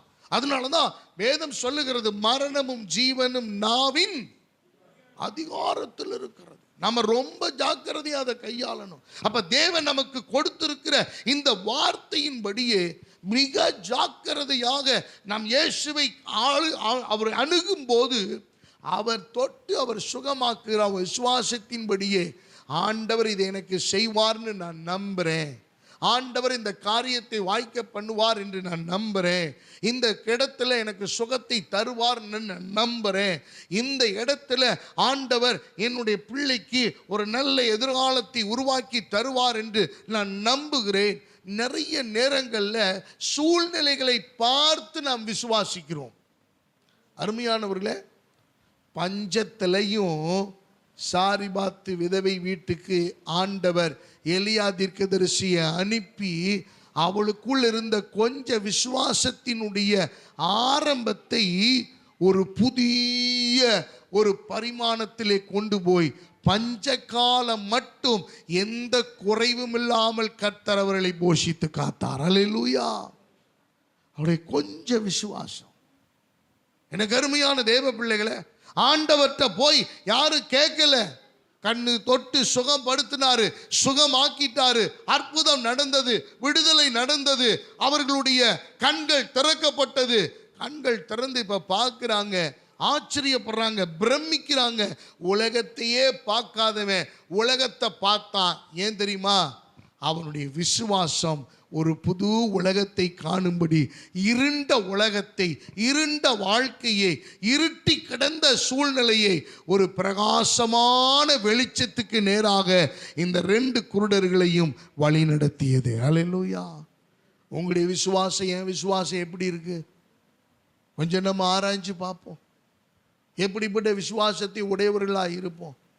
எனக்கு அருமையானவர்களே, நீ ஃபெயில் ஆயிருவேன், பாஸ் ஆக வாய்ப்பு இல்லை, நீ நம்புனா கண்டிப்பாக அதுதான்.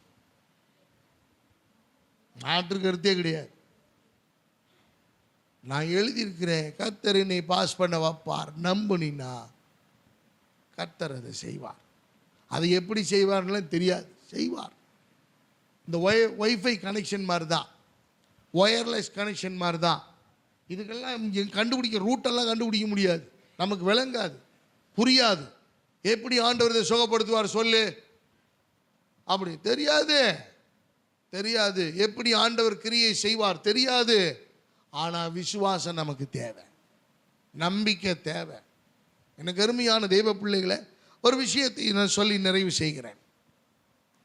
மத்தேயு எழுதின சுவிசேஷம் 15வது அதிகாரம் 21 வாசிப்போமானால், ஒரு கானானிய பெண்ணுடைய மகள் பிசாசினாலே கொடிய வேதனைப்படுகிறாள். அவ போயிட்டு ஆண்டவர்கிட்ட, தாவீதின் குமாரனே எனக்கு இரங்கும், என்னுடைய மகள் ரொம்ப பிசாசினுடைய பிடியினாலே பாதிக்கப்பட்டு, அவள் ரொம்ப பாதிக்கப்பட்டு ரொம்ப அவஸ்தைப்படுறா, மரண அவஸ்தைப்படுறா, எப்படியாவது விடுதலை செய்யுங்க அப்படின்னு அவள் கெஞ்சுகிறாள். நல்ல கவனிங்க. ஒரு பெண் தன்னுடைய மகளுக்காக மன்றாடுகிறாள். முதல்ல நான் சொன்னேன், ஒரு 100க்கு அதிபதி வேலைக்காரனுக்காக போய் அவன் கெஞ்சி தாழ்மையாய் ஜெபம் பண்ணி ஒரு அற்புதத்தை பெற்று தந்துட்டான். இவன் 2வது நம்ம பார்த்தோம், 2 குருடர்கள் ஆண்டுடைய பின்தொடர்ந்து போய் சுகத்தை பெற்று கண்கள் திறக்கப்பட்டவர்களாய் வந்தார்கள். காரணம் அவங்க நம்பிக்கை. 3வது, ஒரு கானானிய பெண் தன்னுடைய சொந்த மகளுக்கு ஒரு பிரச்சனை, மரண அவஸ்தைப்படுகிறாள். அவளுடைய அந்த பிசாசின் பிடியினாலே பாதிக்கப்பட்டு அலக்களிக்கப்பட்டு கொண்டிருக்கிறாள். இப்ப இதை பார்க்க தன்னுடைய மகள் இப்படி நுரதள்ளிட்டு இருக்கிறத பார்த்தா எப்படி இருக்கும்? அவ தாங்க முடியல, இயேசுவினிடத்தில் போய் மன்றாடுகிறாள். இவளும் கூப்பிடுறா, தாவீதின் குமாரனே எனக்கு இரங்கும், என்னுடைய மகள் இந்த பிசாசினுடைய பிடியினாலே மரண அவஸ்தைப்படுறா, ரொம்ப பாதிக்கப்படுறா, தாங்க முடியல, எப்படியாவது என் பிள்ளைக்கு சுகத்தை கொடுங்க. எனக்கு அருமையானவர்களே, இப்ப நல்ல கவனிங்களேன். இப்ப இயேசு ஒரு வார்த்தை சொல்லுகிறார் இந்த கானானிய பெண்ணை பார்த்து, ஏப்பா நான் இந்த ஒரு கூட்டத்துக்காக, இப்போ நல்ல கவனிங்களேன், இப்போ நீங்கள்லாம் ஒரு ஸ்கூலில் படிக்கிறீங்க, அந்த ஸ்கூலில் போட்டி வைக்கிறாங்க, நீங்கள் அந்த ஸ்கூலில் தான் போய் பரிசை என்ன செய்யணும்? வாங்கிக்கணும். வேற ஒரு ஸ்கூலில் போட்டி நடந்தது, நீங்கள் கலந்துக்காம அங்கே போய் நீங்கள் ஜெயிச்சதுக்குரிய பரிசு அங்கே வாங்க முடியும்னு நினைக்கிறீங்களா? வாங்க முடியாது. அப்போ இயேசு சொல்லுகிறார், ஏப்பா நான் இந்த கூட்டத்துக்காக வந்திருக்கிறேன், இவங்களுக்கு தான் நான் சுகத்தை கொடுக்க முடியும், உன் பிள்ளைக்கெல்லாம் நான் சுகத்தை கொடுக்க முடியாதுப்பா அப்படின்ற மாதிரி சொல்கிறார். அப்போ இந்த கானானிய பெண், நல்ல கவனிங்க, இந்த கானானிய பெண் சொல்கிறா, தாழ்மையாக சொல்கிறா, தாழ்மையாக சொல்கிறா, கோவப்படலை, அங்கலாய்க்கலை, அவள் தாழ்மையாக வேண்டுறா. உண்மைதான் ஆண்டவரே, நீங்கள் சொன்னது சரிதான். ஆனால் இந்த இந்த அப்பம் மேஜையில் இருக்கிற அப்பம் சாப்பிட்டுக்கிட்டு இருக்கும்போது கீழே விழுகிறதெல்லாம் அந்த நாய்கள்லாம் தின்னும்ல, அது மாதிரி என் மகளுக்கு ஒரு அற்புதத்தை செய்யுங்க. எவ்வளவு தாழ்மையாக கேட்குறா பாருங்க, எவ்வளவு அன்பா ஆண்டவரிடத்தில் அணுகுகிறாள். அருமையானவர்களே, ஆண்டவர் நம்ம ஒரு சின்ன ஜெபம் பண்ணுறோம், ஆண்டவரே இந்த காரியத்தை நீங்கள் வாய்க்க பண்ணி கொடுங்க, இந்த காரியத்தை செய்யுங்கன்னு. ஆனால் ஆண்டவர் ஒரு வேளை தாமதிச்சிட்டாலோ அல்லது நடக்காமல் போனாலோ அல்லது ஆண்டவர் கொஞ்சம் வெயிட் பண்ணுவோம் அப்படின்னு இருந்தாலோ நம்ம எல்லாரும் நம்முடைய ஜெபமே என்ன செஞ்சிருது, மாறிக்குது. நம்முடைய விண்ணப்பமே மாறிக்குது. ஆண்டவர் மேலே கோபம் வருது. ஆண்டவர் என்ன போய் சபைக்கு, என்ன அற்புதம் நடந்துச்சு, என்ன நடந்துச்சு, நமக்கு என்ன வாழ்க்கையில் என்ன அற்புதம் நடந்துச்சு, என்னத்தை நம்ம சுதந்திரிச்சோம், என்ன நம்ம கஷ்டம் போயிருச்சு, என்ன கவலை போயிருச்சு, என்ன பிள்ளைகளுடைய வாழ்க்கை இப்படித்தானே இருக்குது, ஒன்றும் பெரிய மாற்றம் இல்லையே. அன்பானவர்களே, நம்மளை மாதிரிலாம் இவன் மாறலை. நாம் அநேக நேரங்களிலே ரொம்ப சுலபமாய் இயேசுவை மறுதலிக்க கூட நம்ம துணிந்து விடுகிறோம். ஆனால் இந்த கானானிய ஸ்திரீ, நீங்கள் சொல்கிறதெல்லாம் சரி, ஆனால் எனக்கு பிச்சை போடுங்க, என் பிள்ளைக்கு நீங்கள் எப்படியாவது சுகத்தை கொடுங்க. அருமையான தேவ பிள்ளைகளை, நம்முடைய விண்ணப்பம் விசுவாசத்தினுடைய அளவு எவ்வளவு பெருசாக இருந்தாலும் சரி, அது தாழ்மையோடு இருக்கிறதா, அது உணர்வுள்ளதாக இருக்கிறதா, என் இயேசுவினுடைய நெருக்கத்தில் அல்லது இயேசுவை இறுதி வரைக்கும் அவரை சந்திக்கக்கூடியதா இருக்கிறதா என்பதை நம்மை நாமே பரிசோதித்து பார்க்க வேண்டும். இன்னைக்கு நிறைய நேரங்களில் நம்முடைய கஷ்டங்கள் கஷ்டங்களாகவே இருக்கிறது, நம்முடைய வியாதியாகவே இருக்கிறது, நம்முடைய போராட்டம் போராட்டமாகவே இருக்கிறது. இதெல்லாம் முடிவுக்கு வராததுக்கான காரணம் நம்முடைய ஜெபத்தில் அல்லது நம்முடைய விசுவாசத்தில் வலிமை இல்லாமல் போனது. விசுவாசத்தில் நாம் வலிமையானவர்களாக இருக்க வேண்டும். வேதம் சொல்லுகிறது, ஆபிரகாம் விசுவாசத்தில் குறைந்து போகவில்லை. ஆண்டவர் சொல்லிட்டாரு, நான் உனக்கு குமாரனை ஒரு தருவேன், ஏற்ற வேளையில ஒரு பிள்ளையை தருவேன். அதை இறுதி வரைக்கும் அவர் நம்பினார், விசுவாசித்தார், அதை பிடித்து கொண்டார். ஆண்டவர் பொறுப்படுத்திக் கொள்வார், அதை பார்த்து கொள்வார், அதை எனக்கு நடத்தி கொடுப்பார். ஆபிரகாம் 100 வயதான போது he was almost complete. எனக்கு அருமையான தேவ பிள்ளைகளை, லைஃப் டைமே முடிஞ்சு போன நிலைமைக்கு வந்த பிறகு கர்த்தர் ஈசாக்கை ஆபிரகாமின் கையிலே கொடுத்தார். எனக்கு அருமையானவர்களே, அதனுடைய ஆழம் என்ன? விசுவாசத்தின் வலிமை. நீங்களும் நான் எவ்வளவு நம்பிக்கையோடு நாம் இருக்கிறோம். நீங்கள் சபைக்கு வரும்போது அவிசுவாசத்தோடு வரக்கூடாது, நம்பிக்கையோடு வரணும். 100% எனக்கு கர்த்தர் அற்புதம் செய்வார், எனக்கு ஆண்டவர் பெரிய காரியங்களை செய்வார், எனக்கு ஆண்டவர் சுகத்தை தருவார், என் வாழ்க்கையை மாற்றுவார், என்னுடைய நிலைமை இப்படியா இருக்க போறதில்லை, என்னுடைய நிலைமையை கர்த்தர் மாற்றுவார், என்னுடைய பிள்ளைகளை கர்த்தர் ஆசீர்வதிப்பார், என்னுடைய பிள்ளைகளுக்குடைய எதிர்காலத்தை கர்த்தர் பொறுப்பெடுத்துக் கொள்ளுவார், என்னுடைய வாழ்க்கையினுடைய நிலைமையை கர்த்தர் உயரத்தில் கொண்டு போவார். இந்த உலகம் பரியாசம் பண்ணுகிற நிலையிலே நான் இருக்கிறேன் இப்பொழுது. ஆனால் இந்த பரியாசங்கள் எல்லாம், இந்த ஆகாமியங்கள் எல்லாம் மாறி என் வாழ்க்கையை மறுரூபமாக்கி ஒரு அற்புதத்தை சுதந்திரிக்கிற ஒரு சூழ்நிலையை கர்த்தர் ஏற்படுத்துவார் என்று நான் எப்பொழுது நம்புகிறேனோ அந்த நம்பிக்கையின்படியே விசுவாசத்தினால் எல்லாம் ஆகும். அல்லேலூயா. எனக்கு அருமையான தேவ பிள்ளைகளை, ரூத்தினுடைய வாழ்க்கையில் ரூத்து நகோமி போறாங்க. இது எப்படியாய் முடியுமோ, இது எப்படி நடக்குமோ ஒண்ணுமே தெரியல, வெறும் கையாய் புறப்பட்டு போகிறார்கள்.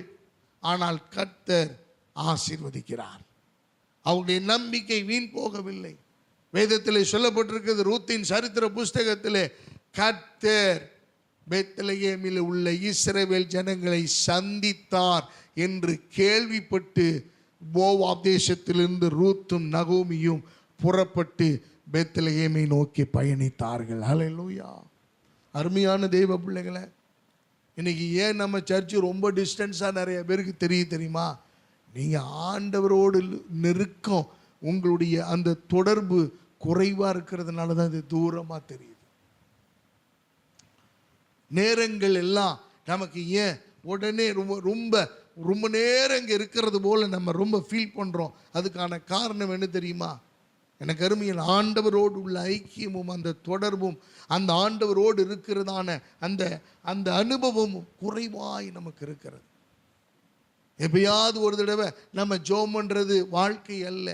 ஒவ்வொரு நிமிஷமும் தேவனோடு உள்ள தொடர்பில் ஐக்கியத்தில். இது வெளியில் உள்ளவங்களுக்கு கண்ணுக்கு தெரியணுங்கிற அவசியம் இல்லை. நெட்வொர்க் மாறி எங்கேயோ ஒரு இடத்துல டவர் இருக்கும், ஆனால் நெட்வொர்க்கு நமக்கு வர வேண்டிய இடத்துல என்ன செய்யும்? வரும். நீங்கள் ரீசார்ஜ் பண்ணலைன்னா அந்த நெட்வொர்க் என்ன ஆயிரும்? கேன்சல் ஆயிரும். கண்டிப்பாக நெட்வொர்க் உங்களுக்கு வராது. ஒருவேளை நெட்வொர்க் இருக்கலாம், ஆனால் நீங்கள் பேச முடியாது. நிறைய பேருடைய வாழ்க்கையிலே ஆண்டவரோடு உள்ள தொடர்பு துண்டிக்கப்பட்டதுனாலே அந்த விசுவாசம் இல்லை. அவிசுவாசத்தினுடைய உச்சம். அவிசுவாசம் என்பது ஒரு வைரஸ் மாதிரி. கொரோனாவோட ரொம்ப மோசமானது. நம்மளை அழிச்சிடும், கொன்றும். அதுக்கு ஒரு உதாரணத்தை சொல்லி நான் முடிக்கிறேன். தீர்க்கதரிசி சொல்றார், நாளைக்கு நேரத்திலே சமாரியாவின் வாசலிலே ஒரு மரக்கால் கோதுமை ஒரு சேக்கலுக்கும் 2 மரக்கால் வார்கோதுமை ஒரு சேக்கலுக்கும் விற்கப்படும். தேசத்தில் பயங்கரமான பஞ்சம், கொடிய பஞ்சம். அந்த கொடிய பஞ்சத்தில் இந்த வார்த்தையை சொல்றாரு. நாளைக்கு நேரத்தில் சமாரியாவில் இந்த கோட்டை வாசல்ல இப்படி நடக்கியா அப்படின்னு ஒருத்தன் வந்தான் பாருங்க. அவிசுவாசத்தினுடைய உச்சம். எனக்கு அருமையானவர்களே, சில பேர் சொல்லுவாங்க பார்த்தீங்களா, நீ நினைக்கிறதெல்லாம் நடக்காதுங்க, நீ நினைக்கிறதெல்லாம் அங்கே நடக்கணும்னு நினைக்காத, ஆகவே ஆகாது, இது சாத்தியம் இல்லை. அருமையானவர்களே, அந்த வேர்டை மறுபடியும் நீங்கள் மறுபரிசீலனை பண்ணுங்க. என்னுடைய தாழ்மையான வேண்டுகோள், பரிசீலனை பண்ணுங்க. ஏன் தெரியுமா? அதனால நாம நிறைய இழந்துகிட்டு இருக்கிறோம். சமாரியாவின் வாசல் எப்படி நடக்கணும்னு சொன்ன உடனே ஒருத்தர் வேகமா குதிச்சு சொல்றான், வானத்தின் மதகுகளை திறந்தாலும் இப்படி ஒரு சம்பவம் நடக்காதுன்னு நான் சொல்றேன். அவிசுவாசத்தின் உச்சம். அருமையானவர்களே, ஞானிகளை பைத்தியமாக்கவே பேதையாகிய கர்த்தர் நம்மை தெரிந்தெடுத்து இந்த இடத்துல அமர பண்ணி அவரை ஆராதிக்க வைத்துக் கொண்டிருக்கிறார். பலவீனர் என்று தெரிஞ்சுதான் கருமையான நம்ம எல்லாரும் இங்க உட்கார வச்சு பலவான்களை காட்டிலும் பலவீனராகிய நம்மை அவருடைய துதிகளிலே சந்தோஷப்படும்படியாக ஆண்டவர் இந்த இடத்திலே நடுவிலே வாசம் பண்ணி அவர் மகிழ்ந்து கொண்டிருக்கிற நேரத்திலே நாம் உட்கார்ந்து இருக்கிறோம். அல்லேலூயா. எவ்வளவு ஆச்சரியம் தெரியுங்களா? இவன் சொன்னான் பாருங்க, வானத்தின் மதகுகளை திறந்தாலும் ஏப்பா இதெல்லாம் நடக்காதுங்க. ரஷ்யாவில் ஒரு மழை பெஞ்சுதான். என்ன மழை தெரியுங்களா? மீன் மழை. ஐயோ, நம்ம ஊர்லாம் வரப்படாதா? நம்ம ஊர்லாம் வரப்படாதா? வந்த மீன் என்ன மீனுங்க? கெண்டை மீனா, கெளுத்தி மீனா, சப்பாத்தி மீனா, என்ன மீனுங்க? பாறை மீனா, வஞ்சர மீனா கொண்டு வருவாங்களா? வானத்திலிருந்து உழுவுது. ஆராய்ச்சியாளர்கள் அப்படியே புலம்புறாங்க, குழம்பி போறாங்க. how it possible? எப்படியா மேகத்திலிருந்து மழையா உழுவுறதுக்கு பதிலாக வானத்திலிருந்து மீனா உழுவுது? ஆராய்ச்சியாளர்கள் உடனே ராக்கெட்டெல்லாம் விட்டு ஆராய்ச்சி பண்றாங்க. ஒரு விமானத்திலே பயணம் பண்ணி கொண்டிருந்தவர் ஒரு காட்சியை படம் பிடிக்கிறார். அந்த படத்திலே அப்படியே உயிருள்ள சாட்சியாக அது பதிவாகிறது. என்ன தெரியுமா? ஒரு பயங்கரமான சுழல் காற்று சமுத்திரத்தின் ஆழத்திலே இருக்கிற கூட்டம் கூட்டமாய் அந்த அப்படியே நீந்தி கொண்டிருக்கிற மீன்களை அப்படியே சுழற்றி மேகங்களுக்கு எடுத்து செல்லுகிறது. அந்த மேகங்களுக்கு எடுத்து செல்லுகிறதான அந்த மீன்கள் எல்லாம் அப்படியே அந்த காற்று அப்படியே எந்த திசையை நோக்கி வீசுகிறதோ அந்த திசையை நோக்கி அந்த மீன்கள் எல்லாம் அப்படியே அப்படியே ஆகாயத்தில் அது பறக்குது. அப்படியே மேகங்களோடு மேகங்களாய் அது போகிறது. எனக்கு அருமையானவர்களே, அப்படியே பறந்து போய் எந்த இடத்துல மழை பெய்யணும்னு கர்த்தர் வச்சிருந்தாரோ அந்த இடத்துல மழைக்கு பதில மீன்களாய் விழுந்தது. அருமையானவர்களே, இது கற்பனை கதையெல்லாம் இல்லை. நீங்க போய் கூகுளில் பாருங்க, தெரியும். It took place. இனிமேல் அது நடக்கும். பனிமழை மல்ல, பனிக்கட்டி மழை மட்டுமல்ல, மீன்கள் மழையும் பெய்ய வைத்தவர் நம்முடைய ஆண்டவர். அவருக்கு தெரியும். இந்த ரூட்டெல்லாம் தேடாதீங்க. எப்படி எனக்கு அற்புதம் செய்வார், இதெல்லாம் நடக்குமா, இதெல்லாம் வாய்ப்பாரா, ஆண்டவர் இருக்கிறாரா இல்லையா எனக்கு சொல்லுங்க முதல்ல. இதெல்லாம் தேவையில்லாத விஷயம். எனக்கு நீ உயிரோடு இருக்கிறதுக்கு ஒரே ஒரு சாட்சி, இன்ன வரைக்கும் உன்னை மறிக்காம யாரும் உன்னை கொல்லாமல் இருக்கிறாங்கல்ல, அதுக்கு ஒரே ஒரு அடையாளம், ஆண்டவர் உன்னோட இருக்கார். அல்லையா சொல்லுவோமா? ஆண்டவர் இல்லைன்னா என்னைக்கோ புல்லு முடிஞ்சிருக்கும், சோழி முடிஞ்சிருக்கும். ஆண்டவர் இருக்கிறதுனால தான் இன்னைக்கு உயிரோட உங்களை என்னையை வச்சு இன்னைக்கு வாழ வச்சு இன்னைக்கு நல்ல நிலைமையில ஆசீர்வாதமாக கர்த்தர் நம்மளை வச்சிருக்கார்.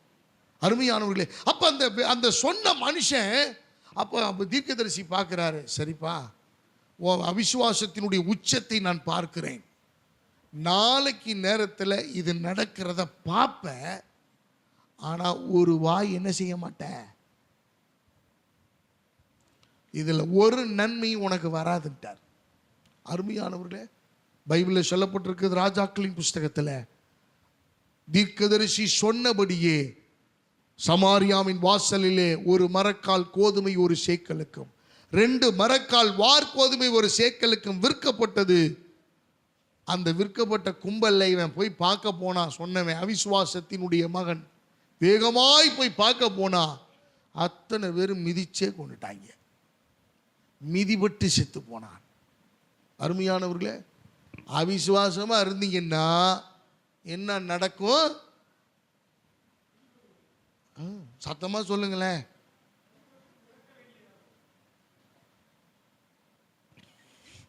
அருமையானவர்களே, அவிசுவாசத்தினுடைய முடிவு அதுதான்.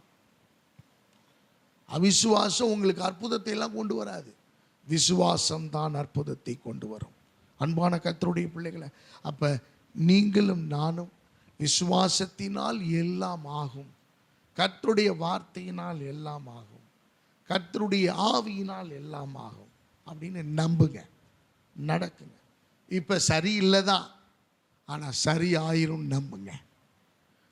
இப்ப நான் பலவீனம் தான், ஆனா நான் கிறிஸ்துவுக்குள் பலவான் என்று நம்புகிறேன். Let the weak say I am strong. நான் பலவீனம் தான், ஆனா நான் ஆண்டவருக்கு முன்னாடி கன்ஃபஸ் பண்றேன், I am strong. எனக்கு அருமையானவர்களே, let the poor say I am rich. நான் ரொம்ப ஏழை தாங்க, ஆனால் ஏழையாவே மறிக்க கர்த்தர் என்னை விட மாட்டார்.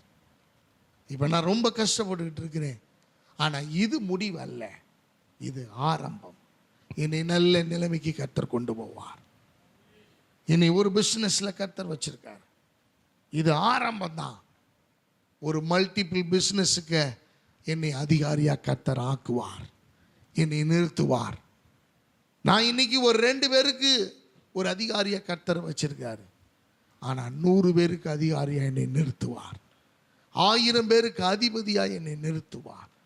எனக்கு அருமையான, let's believe the word, let's believe, let's trust in God. ஆண்டவரை நம்புவோம், ஆண்டவர் இதை செய்வார் என்று நம்புவோம். வேதம் சொல்லுகிறது, வீடு வாசல் இல்லாதவர்களுக்கு வீடு வாசல்களை அருமையான he will create. உனக்கு கட்டி கொடுப்பேன்லாம் சொல்லல ஆண்டவர், உண்டு பண்ணுவேங்கிறாரு. உனக்கு நான் செய்து கொடுப்பேன், உனக்கு எல்லாத்தையும் செஞ்சிருவேன், உனக்கு செஞ்சதை நான் கொடுப்பேன் அப்படிங்கிறாரு. அருமையான தேவ பிள்ளைங்க, நாம் எத்தனை தான் சமைச்சு சாப்பிட்டாலும் யாராவது ஒருத்தர் நமக்கு உட்கார வச்சு சமைச்சு போட்டா எவ்வளவு சுகமாக இருக்குன்னு கொஞ்சம் யோசிச்சு பாருங்க. சொர்க்கம் இல்லை, அப்படி ஒரு வாழ்க்கை நமக்கு கிடைச்சிச்சுன்னா ஆஹா, என்ன வேணும் வேற இந்த உலகத்தில்? அன்பான கர்த்தருடைய பிள்ளைகளை, ஆண்டவர் சகலத்தையும் விசுவாசத்தின் அடிப்படையிலே தான் நம்முடைய வாழ்க்கையை அடுத்த கட்டத்துக்கு கொண்டு போகிறார். ஆனால் உங்கள் விசுவாசம் அவிசுவாசமாக போய் பேக் அடிச்சிச்சுன்னா முடிவு சம்பவத்தில் சொல்லப்பட்டது போல தான். அருமையான தேவனுடைய பிள்ளைகளை, உங்களுடைய விசுவாசத்தை வளர்த்து கொள்ளுங்கள். ஆண்டவரை நெருங்குங்க. மனுஷனை நெருங்கி ஒரு பிரயோஜனமும் இல்லை. பணத்தை நம்பி ஓடி பிரயோஜனம் இல்லை. நண்பர்களை நம்பி ஓடி ஒரு பிரயோஜனமும் இல்லை. ஆனால் இயேசுவை நம்பினவங்களை கர்த்தர் ஒருபோதும் கைவிட்டதாக எந்த இடத்துலையும் இல்லை. அவர் தூக்கி எடுத்துருவார். அருமையானவர்களே, சிறைச்சாலையில் கட்டப்பட்ட நிலைமையில் இருந்தாங்க. யாரும் விடுதலை செய்யக்கூட அங்கே ஆள் இல்லை. இவங்களுக்கு அங்கே கூட பாட்டு பாடி ஆராதிக்கிறதுக்கு ஒரு தெம்பு இருந்துச்சு பாருங்க. சிறைச்சாலையினுடைய கதவுகள் கலண்டு விழுந்துச்சு, சங்கிலிகள் கலண்டு அருந்து விழுந்துச்சு, கதவுகள் தானாய் திற உண்டது. அருமையானவர்களே, நீங்கள் விசுவாசிங்கன்னா எந்த கதவையும் கர்த்தரே திறப்பார். எந்த சங்கிலியும் நீங்கள் போய் கஷ்டப்பட்டு வெட்டுரும்பெல்லாம் வச்சு, கேஸ் வெல்டெல்லாம் வச்சு வெல்ட் அடித்து நீங்கள் போட்டு அதை வேலை செய்யணுன்றலாம் இல்லை. அதுவாகவே கலண்டு விழும். அதுவாகவே ஆண்டவர் ரிலீஸ் பண்ணுவார். உங்களுக்கு எனக்கு அந்த அற்புதத்தை செய்வார். நான் விசுவாசிக்கிறேன். இந்த நாளில் இந்த வார்த்தையின்படி நான் விசுவாசிக்கிறேன். கர்த்தர் அற்புதத்தை நமக்கு செய்வார். நம்ம குடும்பத்துக்கு கர்த்தர் அற்புதத்தை செய்வார். இந்த வந்திருக்கிற பிள்ளைகளுக்கு கர்த்தர் அற்புதத்தை செய்வார். உங்களுடைய தொழிலில் கர்த்தர் அற்புதத்தை செய்வார். உங்களுடைய வேலையில் கர்த்தர் அற்புதத்தை செய்வார். உங்கள் அதிகாரிகள் நடுவில் கர்த்தர் அற்புதத்தை செய்வார். உங்கள் வேலைக்காரர்கள் நடுவிலே கர்த்தர் அற்புதத்தை செய்வார். உங்கள் வீட்டில் இருக்கிற உங்கள் பிள்ளைகளுக்கு கர்த்தர் அற்புதத்தை செய்வார். எனக்கு அருமையானவர்களே, நீங்கள் ஒருவேளை ஆண்டவரை விட்டு கானானிய ஸ்திரியை போல தூரமாக இருந்திருந்தாலும் இன்னைக்கு நீங்கள் வந்திருக்கிறீங்க. இயேசு நிச்சயம் உங்கள் வாழ்க்கையில் அற்புதம் செய்வார். கண்களை மூடி நம்ம எல்லாரும் இந்த வார்த்தைக்காக நன்றி செலுத்தி கர்த்தரை ஸ்தோத்திரிப்போம். கர்த்தருக்கு ஸ்தோத்திரம் பண்ணுவோம். நாம் நன்றி செலுத்தி தேவனை துதிப்போம். ஹல்லேலூயா. நல்ல பிதாவே, நன்றியோடு துதிக்கிறோம். ஆண்டவரே, இரக்கமும்